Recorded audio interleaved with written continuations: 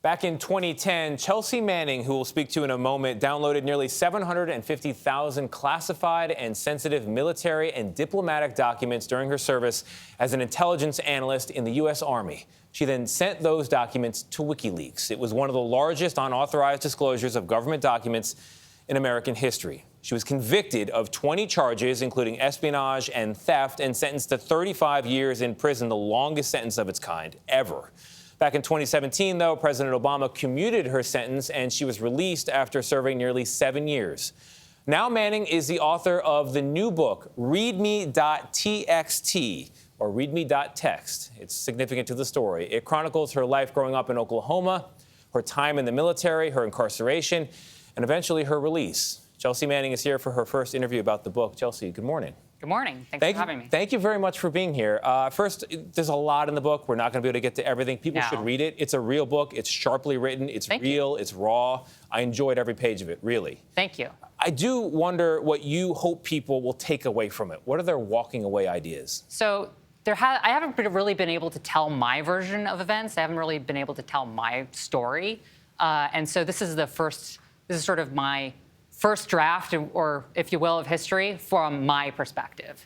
While there is while I did testify a little bit during the court-martial, my voice has been kind of lost throughout this whole process, and I feel like that's going to be the main takeaway. I think the second takeaway from this book is going to be that this is where I come from. This is who I am now, and how the events of the last 15 years have transpired to shape me, and this is a coming-of-age story. Yeah. So in that story, I mean, your rise to prominence is the disclosure of all these secret and classified documents, and you go through that. There was no one breaking point that led you to do it. Right. People should read the book to find out why it happened. But could you talk about what your goal was, and looking back now, whether you think you accomplished it? Right. So I think that one of the primary goals that I had was to try to. I always had this sense that, especially whenever I was actually on the ground in Iraq, that there was the story that was happening on the ground, and I always considered myself a very, informed citizen prior to this, and very well trained at my job, and there was this just cognitive dissonance between what was being told to the public and what was being shared with the public and what I was actually seeing on the ground. And I think that was one of the main drivers, was this immense cognitive dissonance that I had regarding the story that was being portrayed, how the wars were being portrayed, especially after the Obama administration had come in. You write in the book that you didn't consider what the cost for your personal freedom would be in this disclosure. No one had gone to prison for something like this, right? It ended up being a very steep cost that you paid. Was it worth it? Is the world a better place? Well, I don't view it through that. I don't view it through the lens of whether it was worth it or not. I am very glad that, that the information is out there, and I think that, people can review it themselves. Unfortunately, I can't talk about it all. I can't talk about it all, and there's some redactions in the book because we went through the government review process. So, it was very difficult to try to tell the story. But you tell it well, you really do, because it's got your childhood in there, it's got the service overseas, and it's got the aftermath. Even in the aftermath, there are people on both sides of the political aisle who say you're a traitor, you committed a crime to rise to prominence. Even if you were right, you did it the wrong way. What do you say to those people? I don't really encounter them very often. So I don't really, it's mostly I'm asked by journalists this question, so it feels kind of dated. Like, I think that there was more of that a few years ago, but I'm not really encountering like those same criticisms as I would have in, say, 2010 or 2013. So you're in a no regrets state of mind right now? I'm not viewing it that way.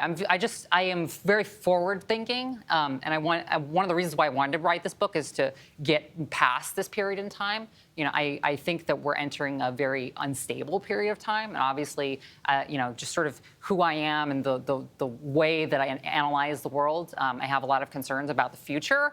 I'm also very optimistic about how we can overcome some of the challenges that we have ahead of us. There's an amazing moment in the book where you've uploaded all these documents to WikiLeaks, and then at the same time, you're done with secrets in your personal life, and you begin to be more public about your transition. Right. That's a big part of the book, your fight to transition while in prison, in a military prison.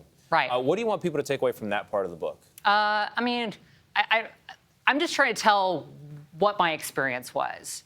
Obviously I needed access to care, and I think that I got that. It took a little bit of fighting. Eventually, I got that access to care in the end. Yeah.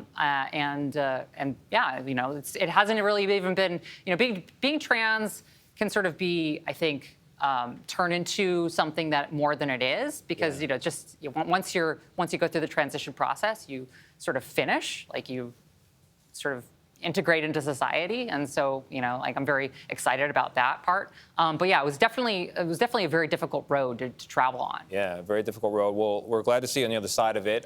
You are DJing again, first time in 15 years. Yeah. Recently in Brooklyn, I read all about it. Right.